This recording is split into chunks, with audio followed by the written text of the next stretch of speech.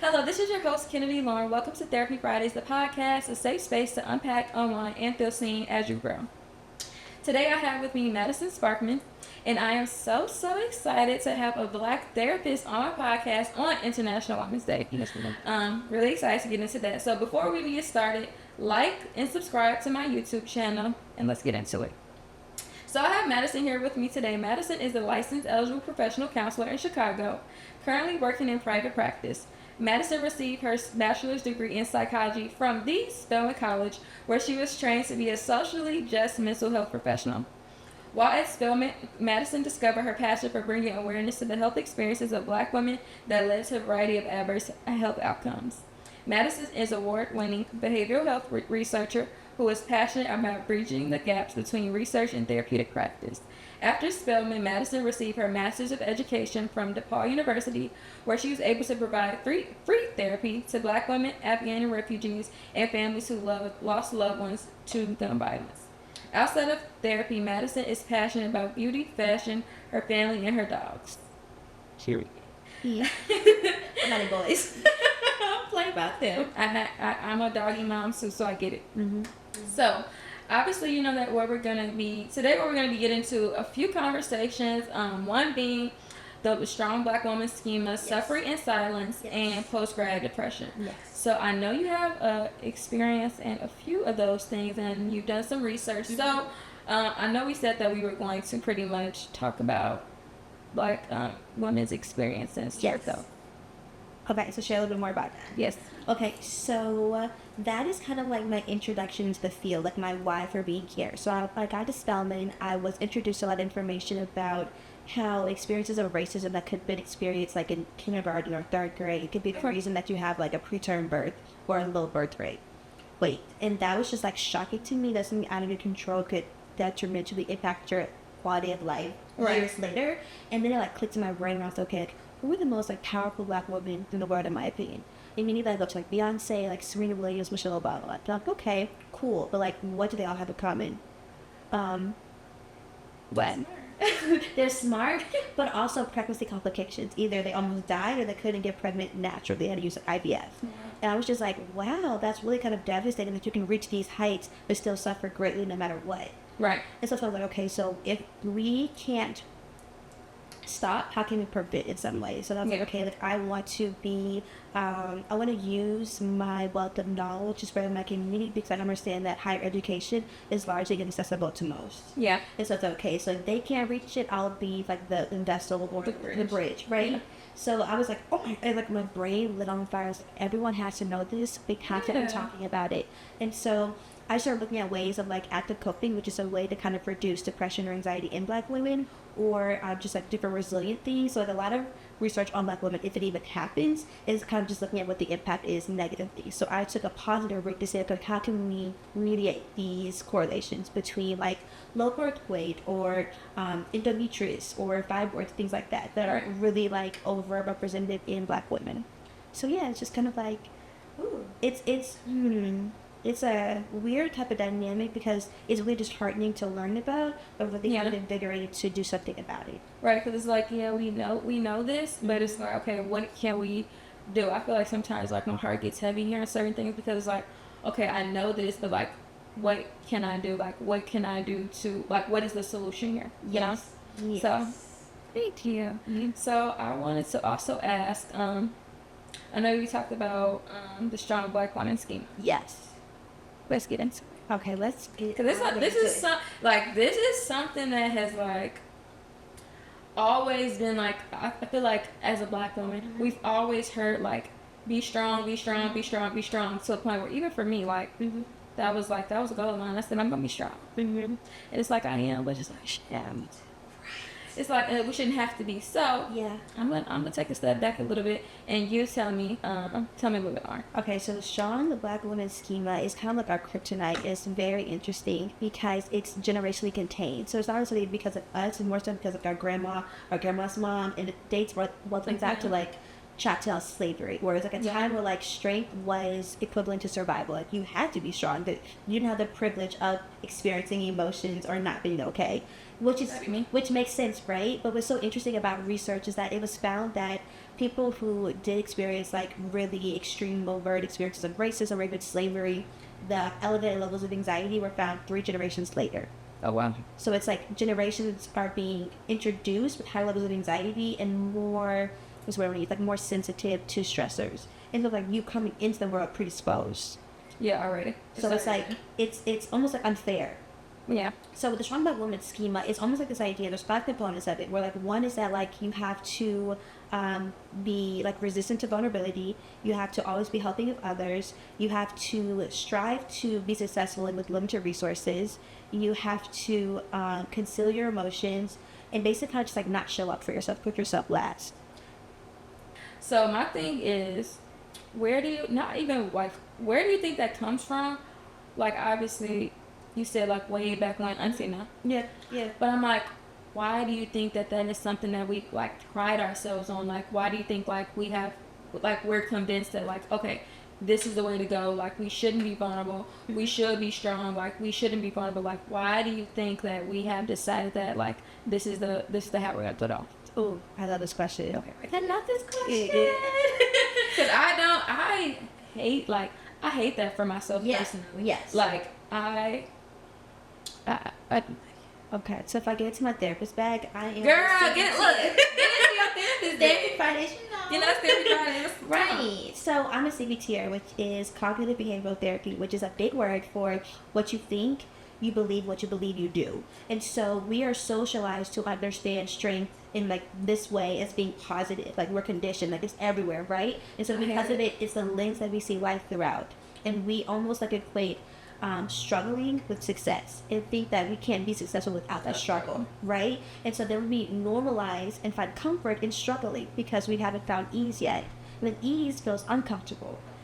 Okay, so why is it so prevalent in our community, this like idea of being strong? And I think it's largely because we haven't recognized that we can experience ease. Yeah. Nothing has been easy, so you're conditioned to believe that strength and struggle, right, has to be this way. And you also distorted a view of comfort for really a high pain tolerance. You can tolerate a lot of pain and find comfort in the pain sometimes because that's the way you were able to survive. Right. The idea of like surviving versus thriving, where like you're in survival mode for so long, but you didn't even recognize that you could thrive above. Yeah, and I think for me personally too, just like hearing you say that is one, I feel like I'm just now getting out of survival mode. I feel like it's a couple little layers of my survival mode, but I feel like I've definitely come down from certain levels. But I also think that in me learning about realizing that, okay, yes, I am strong, but also realizing there's strength like in weakness as well. You know, like to an extent, like it's like, okay, being vulnerable, like obviously like a lot of people think of it as like a weakness, but it's like there's strength in your vulnerability. There's strength in you being able to say like, no, these are my feelings, this is how I feel, and this is how I'm going to show up. Like there's strength in that now, but I think that a lot of times we look at it as a weakness when really it's like, no, like the weakness, like there's strength in that, you know what I mean? Yes. So. I love that you like provide that refrain, because I think that's also part of the problem, is that we are misunderstanding what strength should be defined as. Strength is not like silencing yourself, postponing emotions, and self-sacrificing and self-sabotaging time and time again. That's unsustainable ways of being, and the goal is always to arrive alive. So if you're not taking care of your nervous system, you won't be able to. Yeah, and that's true, because my therapist, shout out to my homegirl, because she be on it with me about you know, just like how I think about myself and just like my thought process, and it's like and she was even telling me, she's like, Kenny, like your body is responding to how you think, like it's showing, like it's, I always tell people like anything that's in you is gonna show up somewhere, and I feel like a lot of times I'm like, oh, why am I doing this? And it's like, I'm tapped into that survival mode. Like, I'm tapped into a zone that I should not be tapped into. Literally. Core beliefs from the world, and people don't understand the power of our thoughts. The problem is that we have, like, so many thoughts at once. Most of which are opinions that we confuse as a fact. And then you run with it. And the fact then manifests as an emotion, and then respond to that emotion. So if you can get ahead of the game and recognize, like, hey, why am I believe it's not true? Like, how can I prove this thought to be true? And if I can't prove it to be true, why am I thinking about it? Exactly. And I think, just like for me right now, it's like, oh, it's been such a freaking strength. it's been such a journey just trying to figure out, like, well, I think for me, the biggest thing right now, this is is like, why do I believe these things? Like, for me, like, one of the biggest things right now that I'm working on with my therapist is like, why am I a perfectionist? Yeah. Like, why do I believe that I have to do everything right? Haven't figured it out yet. Haven't figured it out yet. But I'm not gonna read you, child. I'm not gonna read you. I got a couple ideas.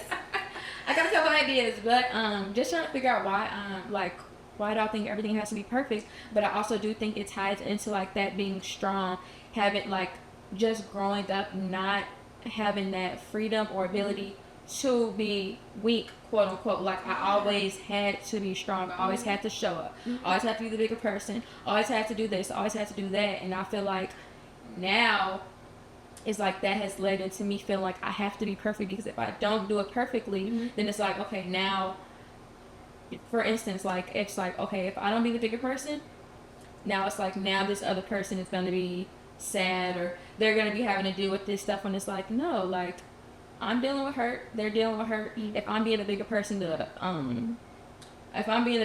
to pretty much accommodate how they're feeling, it's like, what does that leave for me? You know what I mean? And I feel like that's kind of like what I'm trying to like unlearn, and like putting up boundaries and stuff, because like right now it's just like, did that make sense what I was saying? It did. I'm just like, Yeah. yeah, just because like, I don't know, I'm just really realizing like, wow, the way I grew up, it was like, I didn't have the luxury of being vulnerable, or just being able to say, this is how I feel, these are my boundaries, like, I don't like this, I don't like that. Like, I didn't get the luxury for real to be able to heal, and like it being a safe environment for me to heal. I think there's like a huge generational disconnect between our generation and our parents' generation, and a lot of it is like, a lot of invalidation is because like it could have been worse, so we don't have any room to how we feel. Right, because it's like, how dare you acknowledge your emotions and what I never was allowed to. Now you're bringing up something in me that I haven't healed, and I'm looking at you crazy, because how can you be more involved than me? You're the child. Yeah. And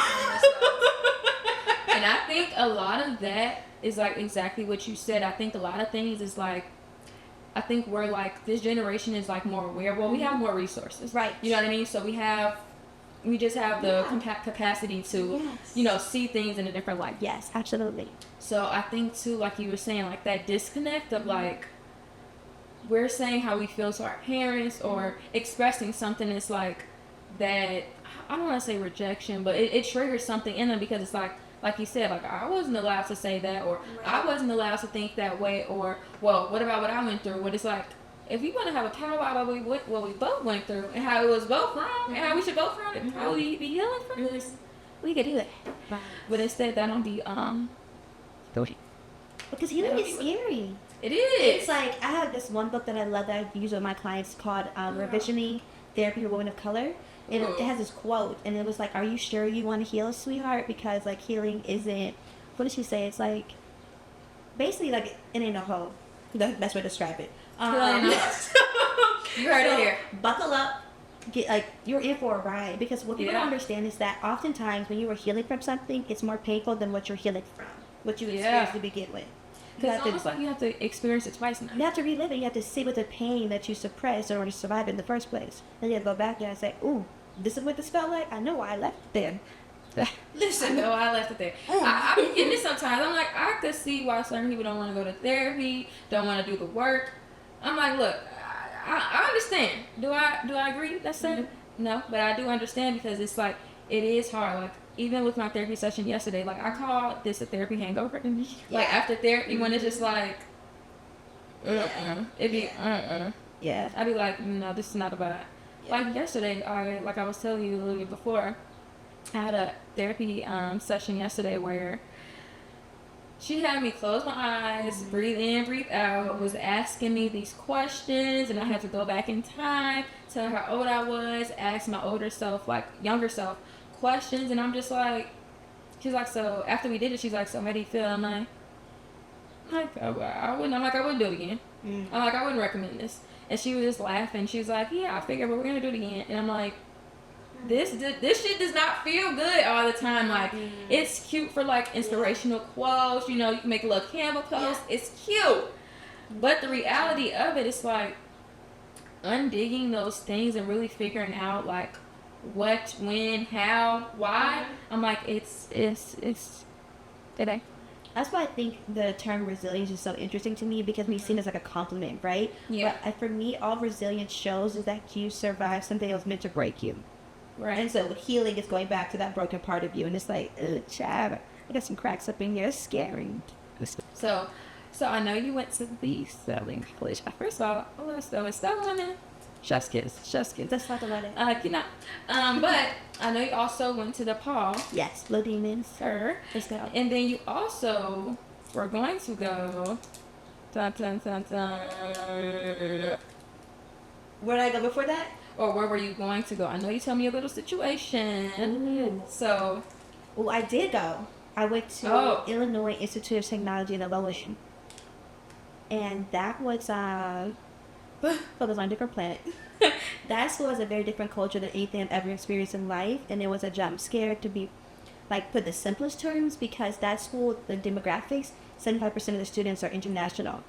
Oh wow. Okay. So it's very culturally diverse, and that's how it was sold. That's why I went there. That's why they kind of recruited me. They're like, oh, it's so diverse. I'm thinking, oh no, okay, diversity makes sense. Yeah. I want to be around other Black and brown communities. Yeah. Wrong road. It was like you know, like the scene in Mean Girls in the lunchroom where all the different ethnicities are sitting. Yeah. That was literally it. But I was just looking around like, oh, okay, so it is diverse, but there's not intersections of the diverse communities. Everyone sticks to like their respective community, which is fine. So that was strange. And then I was back to being that smart, pretty Black girl, and I was like, oh no, because at Spelman, so you got it's like we're all Black, smart, pretty Black girls. Women, and so that's why I love Spelman so much. But it was okay. So on paper, we all the same. So what you got? What you about? Right. What is it? This not using the door anymore, sweetheart. We're gonna be deeper than that. Like what's really in the core underneath all of that surface stuff? Yeah. Who are you? So when I get there, I'm like, oh no, I don't want to be a token Black girl again. Well, I just like, being super cute because, it's a lifestyle. I didn't choose it, it chose me. So I walk into class and people are like, oh, your lashes, oh, your nails, oh, this. And I'm like, baby, Black girl, ask about this homework. We're not talking about this is not like a beauty 101. This is like literally like techniques of therapy. What? Yeah. Why are we like taking up space? I remember I was one of the only students in my master's degree program that was chosen to do achievement and aptitude tests for 4-year-olds for this like super smart school in Chicago that was like teaching 2 grade levels above. So you come into kindergarten, you're at 2nd grade level. Oh, wow. They were pronouncing words I couldn't even spell. Oh, wow. Geniuses. It's like a mini SAT. So I thought that was really cool. It was a great experience. But one of my clinical supervisors, like we were like grading tests, and he asked me how my hair grew in braids in front of everyone. And I was like, but why do we need to discuss that right now? Because I Googled free. He was wearing glasses. How do you see out of those? I could be a bitch. It's like, there's so many ways you can go about this. You want me to go about it? Which way you want me to go about it? And so it was just very isolating for me. So at Spelman, I studied racial gender microaggressions, and that is a big word for the discrimination that Black women experience exclusively. So it's not just being Black, it's not just being a woman, it's the intersection of your race and gender that creates this novel, very unique form of oppression that is insane, because you have identification with 2 subordinate groups, women and being a Black person. Right. And so it's like, what the heck? You're put this really uncomfortable bind, and people don't see, they erase you. And then they don't expect you to be in these spaces. So when you are in these spaces, they want to make you feel uncomfortable. So when you second guess yourself. And that's where I feel like the perfectionism comes into play. Because you're made to feel like you're not good enough. But baby, if it wasn't good enough, how would it be? No, be because the goalpost was always being moved when it was time to score. So obviously I thrived, over no matter what. What I feel like in situations like that, it always kind of baffles me, just because I just feel like, I don't want to say it. I guess it's like we know who they is. They don't really realize when sometimes they do, and I just think that sometimes they don't even realize that they're internalized, not internalized, but that racism that is so deeply rooted in them that it's like dominant. It's like you don't even realize that it's showing right now. And I just always feel like, too, it's just like being a Black woman in any setting. I feel like it's like always kind of not weird, but it's just like you said, like we always have to, like, yeah, yes, we're cute. Yes, I'm smart. Like, yes, I'm here because of what I offer. But it's just like, we always have to, like, give more. And it's like, I always, like, go back and forth with myself of, like, why do we have to give more? And then also, like, no, I'm not going to give more. Like, I'm going to be me. Like, I'm not going to come up here. I'm not going to try to do my hair a certain type of way. Like, I'm not doing, baby, I'm not doing that shit. It's like, why do we always have to, like, come up to a certain level that other people are not even coming up to? And it's, like, hard to figure out. It's like, should I do that? Should I not do that? Like, that is so, like, it always just puts my brain in, like, a frenzy. And rightfully so, but what you said was 100% accurate. Microaggressions and why they're so much more dangerous than racism is because the perpetrator, the person who's saying these things, are not conscious of it. Like, it's so internalized and embedded in who they are. They're not recognize that, oh, this is something that's racist. And then for the person who's on the recipient end, it's so kind of like invisible and kind of like discreet that you're like, did they just offend me? Right. It's like, and now you're questioning yourself. Like, you're questioning your own reality, and that's what makes it even more insidious. Because you're like, wait, did they just? Because and I call them little psychological paper cuts. So, like, paper cut, okay, one, that's cute, but you have 150. You're like in pain, literally. And I think that's the worst thing you could do to someone. I always feel like having someone question themselves when you know what you're doing is offensive. Like, you know what you're doing. You know what I mean? Like, to some extent, you know. So I feel like when people have another person question themselves, like, that is a huge fucking pet peeve. Like, do not make somebody invalidate their own self or what they're thinking or what they're feeling because you don't want to admit. And that thing is more lonely than not being able to trust yourself. Yes. How do you coexist in that reality? Exactly. You really don't. Like, it's like you can, but you can't. You know what I mean? You have to depend on someone else for validation of every aspect of your being. So like, scary. Can I go eat? Can I go smile? Should I go put on this makeup? Should I do this homework assignment? Should I go get this degree? Should I do, like, that is, I feel like that is just so, one, is scary. And one, I think it's unfortunate that, like, multiple things, I guess. It's one of those things where it's like, I hate that people are getting those positions where, or like are in those positions where it's like, you feel like you can't trust yourself. And then, like, depending on your upbringing, it's like, oh, I've never trusted myself. Or I was never really allowed to express my own thoughts. You know what I mean? So I feel like that just sucks even more because it's just like, oh, I've been here before. And I was just like, oh, now you really sad. But I would say that being a Black woman in academia was uniquely painful for me from that first experience where I left. And I left during the pandemic, which was really tough. And I started DePaul in the fall of 2020. And it was just a time of, like, a lot of, like, polarization in our society because of a lot of, like, racial injustices that were happening. Murders on the TV, people being reduced to hashtags. I remember one day I had class the same day that Breonna Taylor's hearing was. And I was just like, I have to show up. Yeah, and you have to. And I had to let my professor know, like, I'm not turning my camera on because the verdict was just had in this case, and I don't have the mental capacity to show up. And I just thought the fact that I even had to speak to that it wasn't offered to me just naturally, it's just like, okay. It was really, really tough. Like, it's just like, especially for me, like, being a little Black girl in the South with, like, undiagnosed, like, learning disability, I was always kind of, like, overlooked, understudied. Like, people didn't put much attention into me, so that kind of created that perfectionism belief.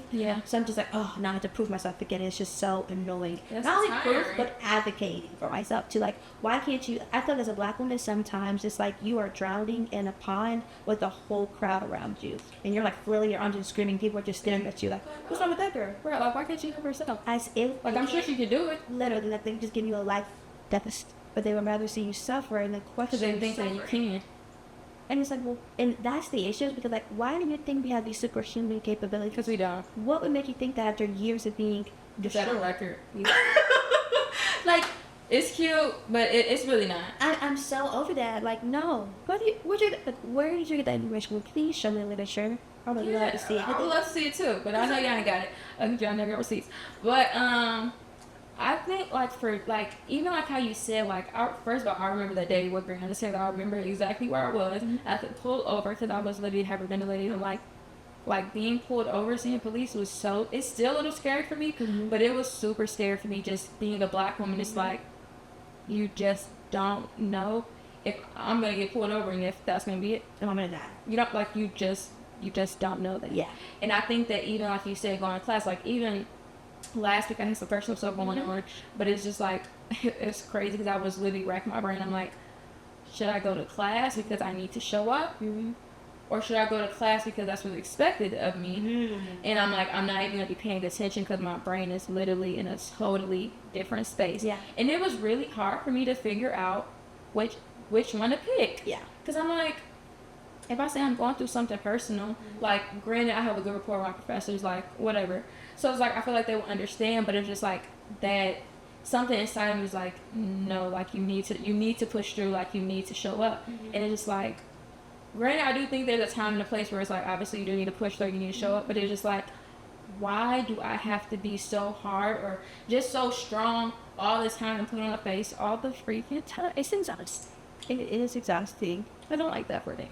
It's exhausting, but it's like we're like cutting our like life expectancy in half because our body is running like overdrive. Like we're talking like physiologically speaking, cortisol, like heart rate. Like it's so interesting when people are like, why did COVID like ravage the Black human beings? Like, do you not understand the health conditions that we have just from stress, just from racism, high blood pressure, all these things that put you at higher risk, right? Just from existing. So it's just like, we only have one body. It's what's so scary. You can't undo what has been done. You can only kind of be present in each present moment and try to show up for your future self into your present one. But baby, it's no easy feat. A lot of like the habits and coping skills were not created overnight, so they're not going to be eradicated overnight. Yeah, for sure. Right? And there's also some grief in that because it's like, this is who I know myself to be, and now I have to change my whole set of being for like this new thriving. What the hell that? What right? And it's like that's even scary in itself. Like we were going back and saying, like that's scary in itself. Like knowing a certain version of yourself and then having to be like, so that version was cool, but if we want to get further, we're gonna have to stop silencing ourselves. Like we're gonna have to stop silencing ourselves. We're gonna have to start advocating for ourselves, like, or like in a different way, like advocate for your body. Like when you do feel some type of way, it's like my therapist was telling me about boundaries and putting up walls. Yeah, like there's a difference. Like learning how to learning yourself. So one thing about the journey that I like to tell my clients, there's an intervention called motivational interviewing, and it's like what motivates you to change your behavior. I help them recognize that pain is the common denominator. You're in pain now, you'll be in pain then. So which pain would you rather choose? I gave them that choice. I said, listen, I'm riding with you if it's day one or one day. I'm cool either way. You just let me know if you want to go because I'm walking alongside you in your journey. But it has to be meaningful for you. I can't tell you when to change your life, when to do with your life. Because honestly, when it comes to behavior change that's effective, you kind of have to get tired of it. Like you have to be sick of it. Like this can't happen no more. I can't. And you know when you're tired. You know when enough is enough. But it's. Ooh, but I think what you're saying, we're like, I love this journey. I think there's power in saying, I don't love this. This is this is stupid. This is awful. This is gross. Because a lot of times you're healing from things that shouldn't have happened to you, that didn't involve you, that weren't your fault. And that's what sucks. I have to do the work because someone else made a decision. And I think that's the biggest difference. It's like, no, it's not. This isn't like a self-inflicted wound, but it's a wound. And it's like, whether it's self-inflicted or not, you got to clean the wound. And I do think for me, that is one of the things that sucks the most. One of the things that I'm grieving the most. Like I feel like, does it suck? Yes, but it's just like, this is my reality, and it's like, I gotta clean it up. Right. Like I have to make sure that when I'm around, like I don't, like my daughter doesn't experience some of the same things that I've experienced. You know what I mean? Or certain relationships that I've been in. Like I have to make sure that these things like don't happen again. So I definitely do agree, because sometimes I do be saying like, this is stupid. And therapy, what? My therapist be like, let it out, girl. She be like, you done? Because I be like, I hate this, I don't like it, this is stupid, this is annoying, I'm annoyed, I'm irritated, like, this isn't my vibe. Yeah. This isn't my vibe, this is my cup of tea. But, strong sometimes. Yeah, even, I'm gonna just say, this is my shit, like even like how you just experienced me being strong, that strength or whatever. Yeah. It's just one of those things where it's just like, even that was tiring, because like, I shouldn't have to be strong in those type of situations. Like I feel like certain boundaries that I have up, I shouldn't have boundaries with these people. Or let me not even say boundaries, because these boundaries are walls, because a little bit of both. It's like I shouldn't have this wall with this person. But it's like the truth is, it's like I have to protect my peace, or I'm gonna find myself in a place where I'm getting worked up. Now my body's reacting to me being worked up, Yep. and now I'm in a farther place from the work that I'm trying to do, or that I'm trying to, I guess you could say, recover from, or just get healing from. Maybe. Okay, so we're gonna move the show a little bit. What? Go ahead and me diving. Yeah. This week. Yeah. So we're gonna dive into another topic. I think I said that we was gonna talk about this. I don't know if I didn't. Now I am. We're gonna talk about post-grad depression a little bit. I don't have that experience, baby. I ain't got my degree yet. It may though coming soon. Come on. Yes, I know that's right. I know that's right. So actually, this is great for me. You know, it's great. Yeah. This is great. Yeah. Tell me something that I don't know. Right. So we're gonna talk about a little bit post-grad depression. Yes. I'm gonna let the Spelman alum and the DePaul. We're gonna let you take the floor on this. Okay, so yeah, postgrad depression is something that I wish I knew when I was exactly where you are. There's something that you like. No one can prepare and sort the gaping hole that is in your life. Yeah. And it's so weird. It's something that I call kind of like destination happiness. And so when you're pursuing something as huge as a degree or anything meaningful in your life, that you're like, tunnel vision. It is your life. Your life centers around it. And so that once that thing is gone, you assume all this happiness and like rainbows and unicorns, like life is going to be lifing in the best way. I did this amazing thing. Yeah. Let's go. Right. Wrong. Let's keep it up. Wrong, go. Now it's just like you feel like you're kind of like aimlessly like drifting in the world now. Like I was a student. Being a student provides so much identity and comfort and community to you. Yes. And so We've been there for so long. getting that stripped away from you, it's like, who am I? What am I? And how does this version of myself look? It's like, whoa. Like, it's like you lose a part of yourself, but it's weird because, okay, so people are really experience two conflicting emotions at the same time, typically joy and pain. So you have the joy of completing this meaningful thing, getting a degree or getting degrees, but then you have this pain of losing the experience of being a student. Yeah. It's no more. And so for me personally, I took it really hard. Like after Spelman, it was pretty tough. But again, I went straight to grad school afterwards. I was like, okay, I'm back in my bag. This is my comfort zone. I'm cool. But after my second degree, it got a little scary for me. Just because I am such a high overachieving person, I understood being a therapist when I was 13. Like I was like, Sure, like taking college classes in high school, shot to be a psychiatrist in high school, like at Spelman, doing research, like doing a lot of amazing things. A lot of people. Okay, research and opportunity. Let's talk about like working like in psychiatric wards, like in undergrad, like doing a lot of hands-on things that I had the opportunity to do because I was just so steadfast about knowing that this is why God put me on the earth to do for this. Sure. This was my purpose. It's bigger than me. So after my second degree, and I got into public practice, which is also the goal. I'm like, okay, well, this is it. I thought there was going to be like some sort of fireworks show. I thought it was going to be the most luxurious, like a parade. I said, it was just another day. I woke up and was done. So now I'm like, now, like, imagine like dedicating, I'm 26, 13 years of your life to a goal and then you complete it. And so then you just like move around 20-year thumbs, like, sure. So what now? Yeah. So what's next? What do you mean that it's done? Like, I literally have to grieve my dream, which is where I'm living my dream. Like, what the heck? But you're grieving it because you're not chasing it anymore. No. It was gone. Like, it was all, like I'm getting tracked. It was a great, in terms of, like, just running. I knew my destination, but then I arrived there, and it was nothing like I imagined it would be. Can I ask a question? Yeah. Because I talked about this a little bit on my last episode. Mm-hmm. Why do you think that we do that? Like, it's so much, like, and I think that we do it more than we think. You know how people be like, well, you can't just love the destination, you have to love the goal, which I really think that we love the journey because when we reach the goal, that's where it kind of almost stops. So we're kind of like, oh, this is it. Like, why aren't we satisfied? Like, what do you think that comes from? Like, why do you think that is?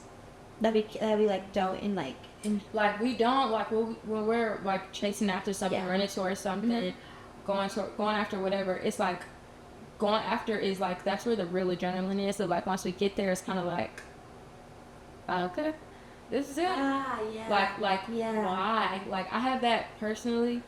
I have that bad. Like I don't internalize. Well, let me not say that. I wasn't internalizing as much as I should. I'm getting better. Get better. Yeah. It's really interesting that you asked me that. 'Cause I just saw this video on Instagram that's like a football analogy that like resident. And I was like, ooh.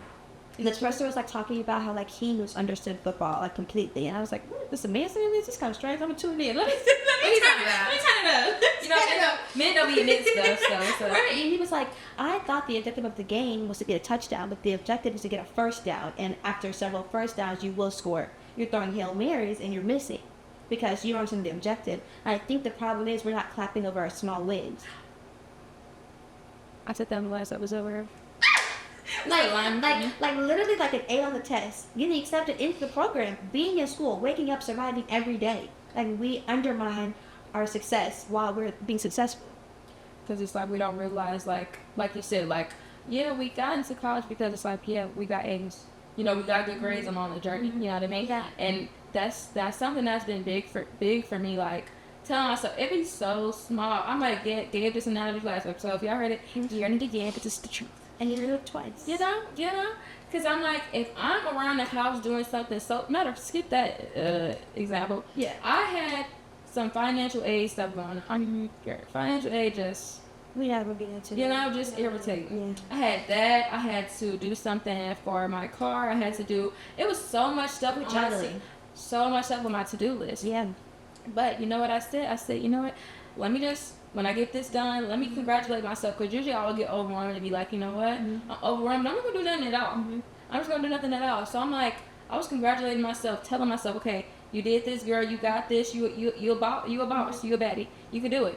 And it's just like, it's so simple, but it's just like my therapist has told me, like, your body's going to start, like, realizing what you're telling it. And it's going to react and get in alignment with that. Yeah, absolutely. I think for myself personally, my mom, I love her. I love her down. We love her down. I don't know her, but I love her. But she instilled the value of education in me before I could spell education. Yeah. Understand that, right? Yeah. And so we had very, very high expectations for what academic success would look like. Like, I had to achieve. So, like, for me, like, going to college and getting a master's degree is, like, the normal. Like, that's what your goal is to do. Like, you do that. Like, so people, like, clap, and I'd be like, I had no choice.